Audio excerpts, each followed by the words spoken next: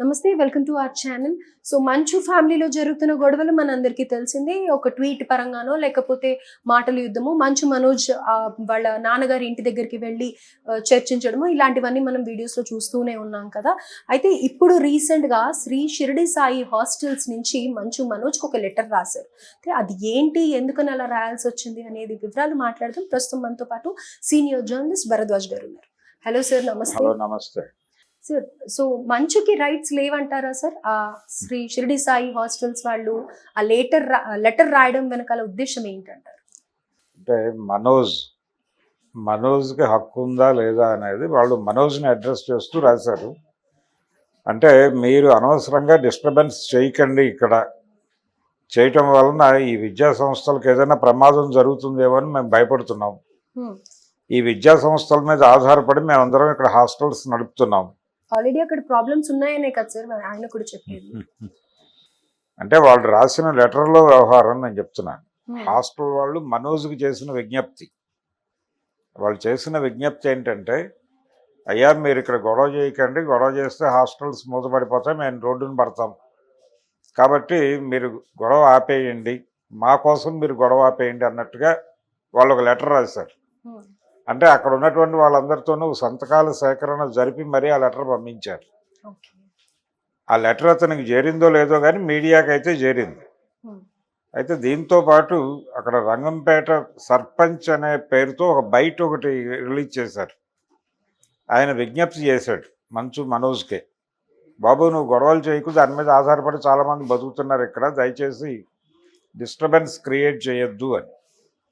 అయితే మనోజ్ వాదన ఏమిటి, మొదటి నుంచి కూడా ఈ గొడవ మొదలవటానికి మంచు ఫ్యామిలీలో అన్నదమ్ముల మధ్య గొడవలు ఉన్నాయనేది ఎక్స్ప్లోర్ అయింది ఈ జల్పల్లి ఫామ్ హౌస్ దగ్గర.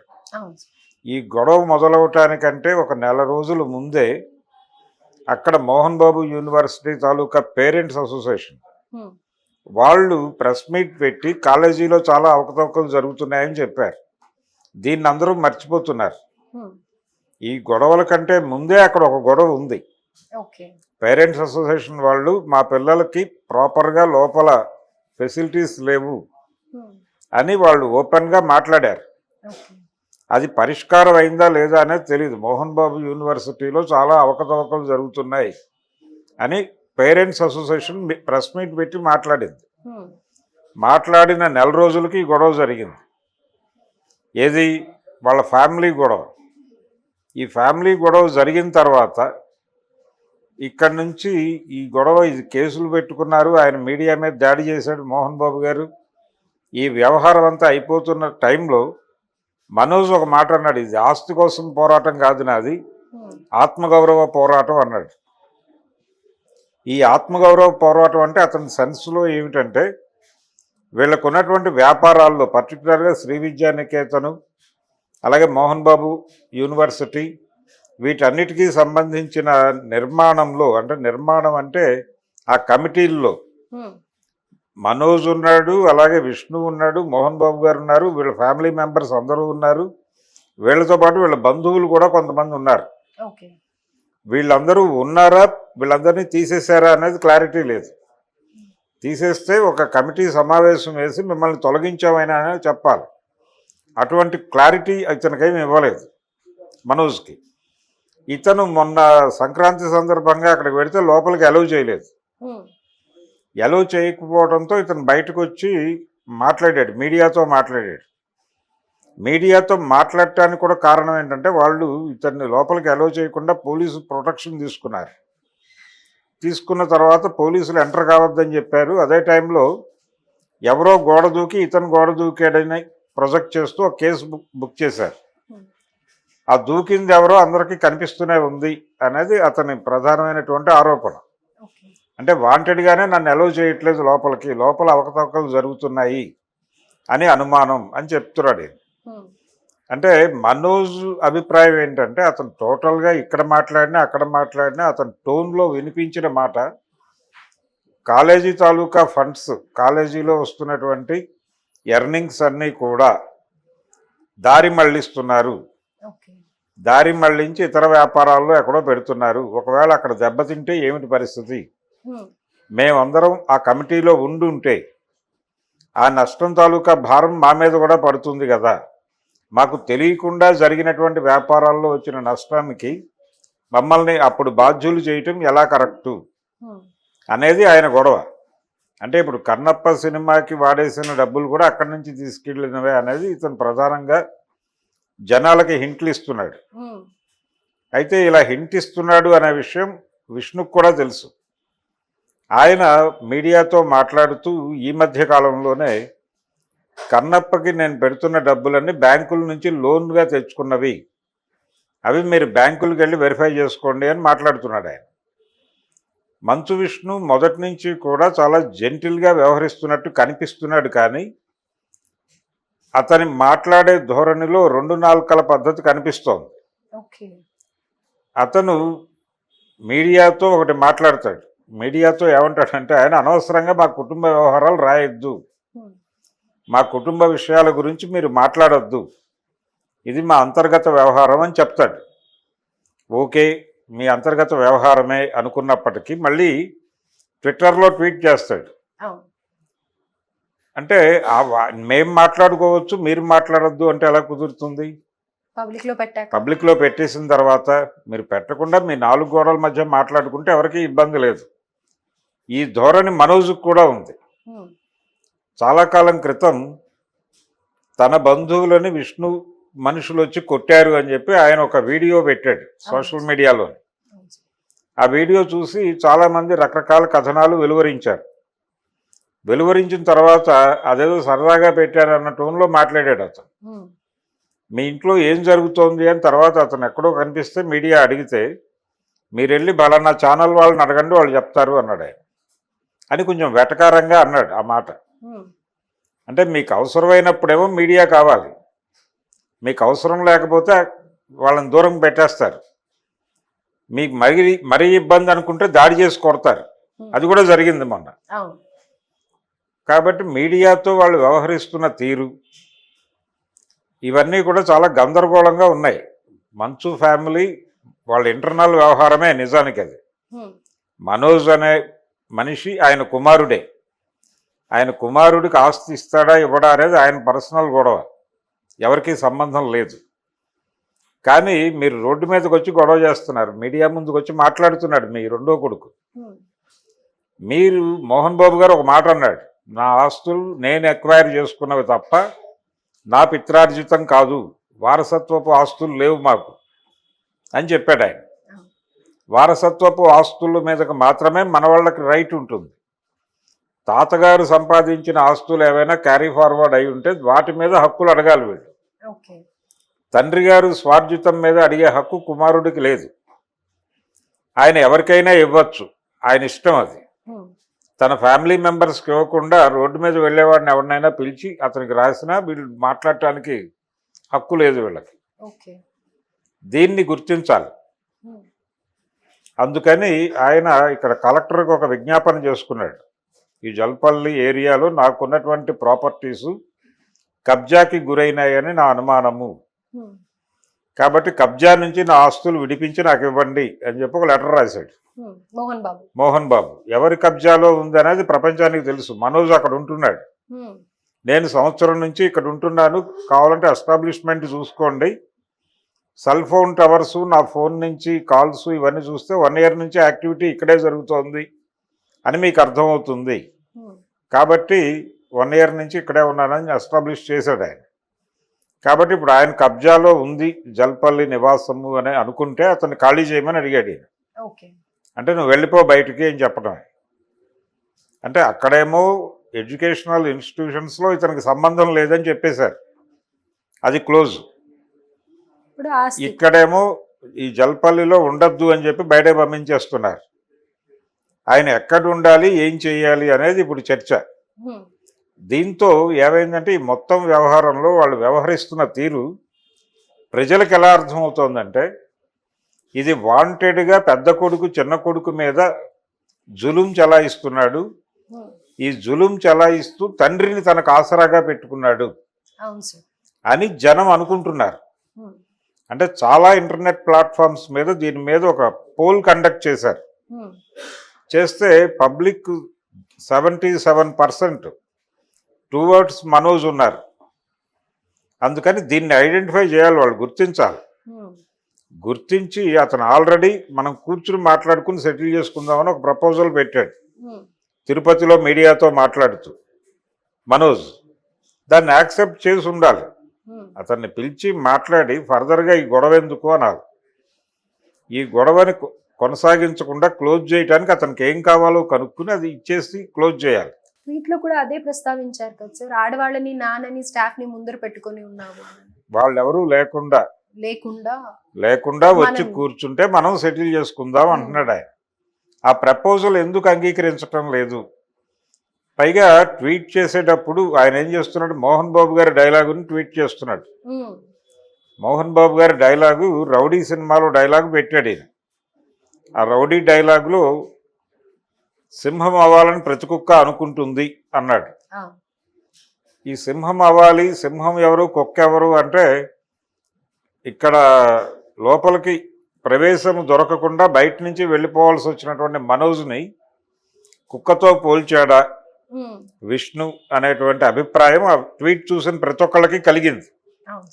కలగకూడదు అని ఆయన అంటున్నాడు. ఇప్పుడు నేను ఊరికనే సరదాగా పెట్టాను, అది నేను మా మనోజ్ను ఉద్దేశించో మరొకళ్ళను ఉద్దేశించో కాదు, నాకు ఆ డైలాగ్ నచ్చింది కాబట్టి పెట్టాను అంటాడు. అంటే ఎలా కుదురుతుంది? అది ప్రపంచం జరుగుతున్న గొడవలో మీరు పెట్టారు, అర్థం చేసుకుంటారు కాబట్టి ప్రపంచానికి కన్వే ఏం కావాలని మీరు పెట్టారో అది కన్వే అయిపోయింది. ఈ టైంలో అతను ఇంకోటి పెట్టాడు, ఫ్రాడ్ కుక్క అని. ఫ్రాడ్ కుక్క అని ఆయన కృష్ణరాజు గారు నటించినటువంటి భక్త కన్నప్ప పోస్టర్ పెట్టి దాన్ని ఇమిటేట్ చేస్తూ నువ్వేదో చేస్తున్నావు, సో నువ్వు ఇమిటేషన్ మనిషివి అని చెప్తూ ఫ్రాడ్ కుక్క అన్నాడు ఆయన. ఇది పెట్టి వదిలేయకుండా దీని కొనసాగింపు మోహన్ బాబుని వాడుతున్నాడు అతని ట్వీటుల్లో. కాబట్టి మోహన్ బాబు మీద టోటల్ రైట్స్ తనవిగా బిహేవ్ చేస్తున్నాడు విష్ణు అని తను ఒక వీడియో మోహన్ బాబు గారి వీడియోనే పెట్టాడు. మనోజ్ కూడా ఆ వీడియోలో నేను నా పెళ్ళాం మాట వినుంటే మీ తలలు తెగి మీ ఒళ్ళో ఉండేవి అనే డైలాగ్ అది. అంటే ఇతను మ్యారేజ్ మీద గొడవ జరుగుతోంది ఇక్కడ.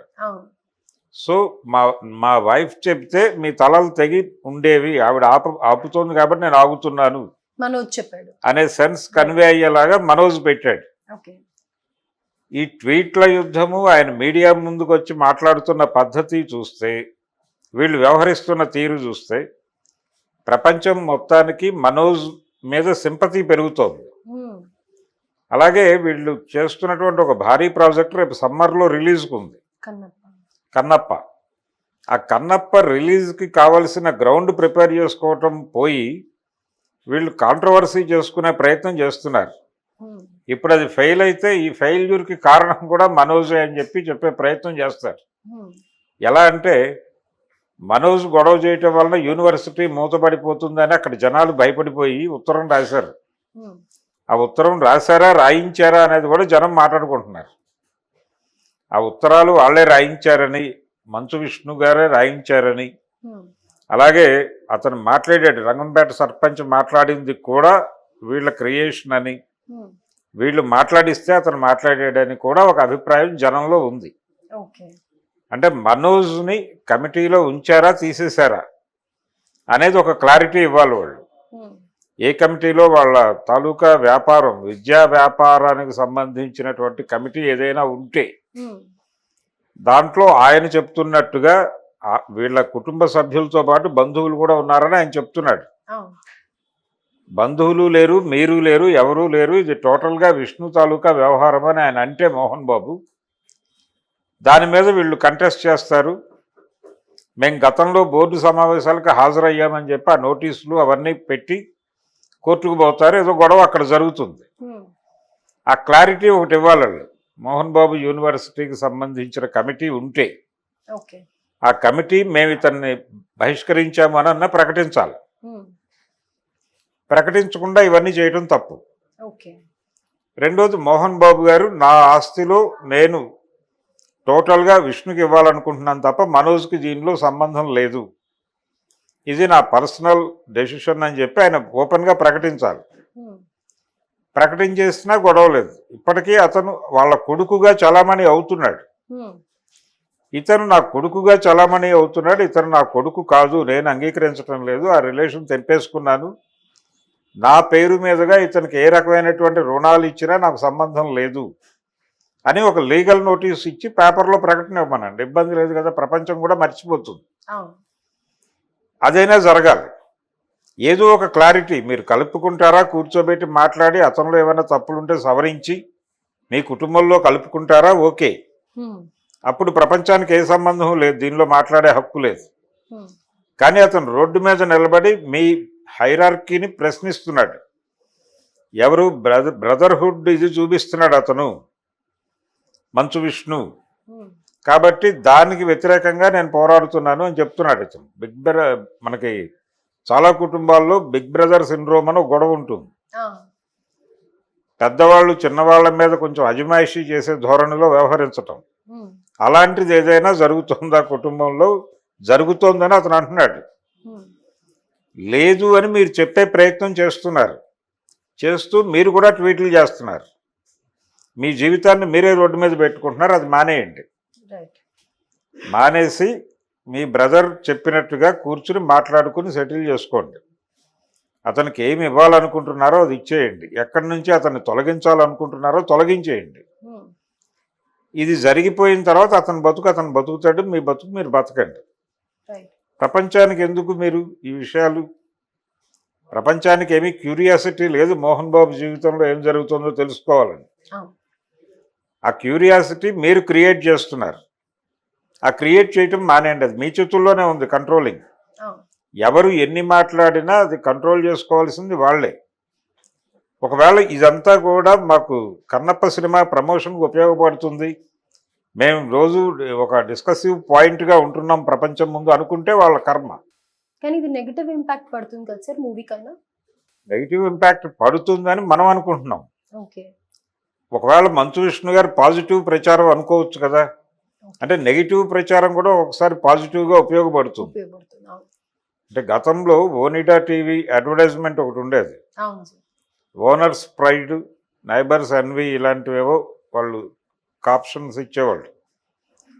అది కొంత వర్కౌట్ అయింది. అలాంటిది ఇలా నెగిటివ్ పబ్లిసిటీ వర్కౌట్ అవుతుంది అనే ఉద్దేశంతో ఒకసారి విజయబాబు నాయుడు గారు భానుచంద్రతో సినిమా తీసి పోస్టర్ మీద మా సినిమా మీరు చూడక్కర్లేదు అని రాశాడు ఆయన. రాస్తే జనం నిజంగానే వెళ్ళలేదు థియేటర్కి. దాంతో సినిమా దెబ్బతింది. అది నేను నెగిటివ్ పబ్లిసిటీ వర్కౌట్ అవుతుంది అనుకున్నాను, కాలేదు అన్నాడు ఆయన తర్వాత. వీళ్ళు కూడా అలాంటి పొరపాటు ఏమైనా చేస్తున్నారా అనే అనుమానం. కన్నప్ప సినిమాకి మేము ఇది నెగిటివ్ పబ్లిసిటీ కూడా ఉపయోగపడుతుంది, మరక మంచిదే అన్నట్టుగా వ్యవహరిస్తూ ఉన్నారా? కానీ ఇక్కడ తేడా కొట్టే అవకాశం ఉంది. లేదు, రేపు పొద్దున తేడా జరిగితే నిజంగానే ఇతని వల్లనే తేడా జరిగిందని చెప్తారా? క్లెయిమ్ అంటే సినిమా ఫెయిల్యూర్కి ఇతన్ని రీజన్గా చూపిస్తారా? మనోజ్ని రీజన్గా చూపించడం కోసం ఈ గేమ్ నడుపుతున్నారా అనే అనుమానం కూడా జనాల్లో ఉంది. అందుకని ఇవన్నీ క్లారిటీ చేయాలి. రెండోది, ప్రైవేట్ హాస్టల్స్లో కూడా మేము ఇబ్బంది పడుతున్నామని స్టూడెంట్స్ అంటున్నారు. ఇప్పుడు వీళ్ళు బయటకు రిలీజ్ చేసినటువంటి లెటరు, బయట ఇవి రావటానికంటే ముందు రోజు మనోజ్ అక్కడి నుంచి బయలుదేరి వచ్చిన రోజు పేపర్లలో, లోకల్ పేపర్లలో మేము ప్రైవేట్ హాస్టల్స్లో ఉండి ఇబ్బందులు పడుతున్నాము, మాకు లోపలే అకామిడేషన్ ఇస్తామని చెప్పారు మొదట, క్యాంపస్లో ఇవ్వలేదు, ఇవ్వకుండా వాళ్ళే బయట హాస్టల్స్లో మీరు చూసుకోండి అని చెప్పి మమ్మల్ని బయటకు పంపించారు, ఇక్కడేమో బాగాలేదు అని కొంతమంది విద్యార్థులు కాలేజీ యాజమాన్యానికి, ఎడ్యుకేషనల్ డిపార్ట్మెంట్కి కూడా లెటర్లు రాసినట్టుగా కూడా ఒక వార్త వచ్చింది. సో ఈ గందరగోళం ఉంది. ఆ కాలేజీలో అవకతవకలు జరుగుతున్నాయని పేరెంట్స్ కమిటీ వారు మొదట్లో పెట్టిన ప్రెస్ మీట్ తాలూకా ఇంపాక్ట్ ఏమిటి? ఆ సమస్య పరిష్కారం అయిందా, ఉందా? ఇంకా మంచు మనోజ్ మాట్లాడుతున్నది నిజాలేనా? కాలేజీలో సక్రమంగా పనులు జరగటం లేదు, అవినీతి జరుగుతోంది అన్నాడు ఆయన.